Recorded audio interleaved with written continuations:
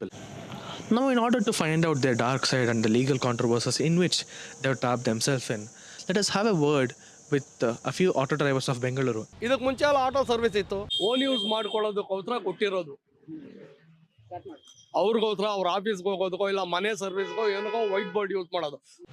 City taxi ಇತ್ತು, airport ಟ್ಯಾಕ್ಸಿಗಳಿದ್ದು, ಅದ್ರ ಮೇಲೆಲ್ಲ ಏನಕ್ಕೆ ಆಟೋದವರು ಫೈಟ್ ಮಾಡಲಿಲ್ಲ? ಲೀಗಲ್ ಎಲ್ಲೋ ಬೋರ್ಡ್ ಸರ್ವಿಸ್.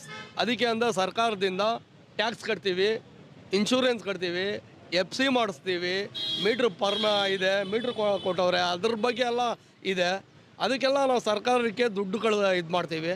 ಇದ್ರ ಬಗ್ಗೆ ಎಲ್ಲ ಯಾರು ಇದು ಮಾಡ್ತಾಯಿಲ್ಲ. ಇವಾಗ ನಮ್ಮ ಆಟೋದಲ್ಲಿ ಏನಾದರೂ ಅಚಾಕತ್ತು ಅನ್ಎಕ್ಸ್ಪೆಕ್ಟೆಡ್ ಆಕ್ಸಿಡೆಂಟ್ ಆದ್ರೂ ಪ್ಯಾಸೆಂಜರ್ಗೂ ಕ್ಲೈಮ್ ಇದೆ, ಡ್ರೈವರ್ಗೂ ಕ್ಲೈಮ್ ಇದೆ, ಗಾಡಿಗೂ ಕ್ಲೈಮ್ ಆಗುತ್ತೆ. ಟ್ಯಾಕ್ಸಿ ಟೈಪಲ್ಲಿ ಓಡಿಸ್ತಾ ಇದ್ದಾರೆ ಪ್ಯಾಸೆಂಜರ್ನ ಹಾಕ್ಕೊಂಡು. ಅದರಲ್ಲಿ ಲೇಡೀಸ್ ಹೋಗೋದ್ರಿಂದನೂ ಡೇಂಜರಸ್ಸು ಇದೆ, ಲಾಭನೂ ಇದೆ, ಅನಾನುಕೂಲನೂ ಇದೆ. ಏನಕ್ಕೆ ಅಂದರೆ ಬೈ ಚಾನ್ಸ್ ಇಲ್ಲಿ ಲೋಕಲಲ್ಲಿರೋ ಗಾಡಿಗಳು ಎತ್ಕೊಳ್ಳೋದಕ್ಕೂ ಇವಾಗ ಜಾಸ್ತಿ ಬಂದಿರೋದೇ ನಾರ್ತ್ ಅವ್ರು, ಇಲ್ಲಿ ಜಾಸ್ತಿ ಹಿಂದಿ ವಾಲಾಗಳೇ ಜಾಸ್ತಿ.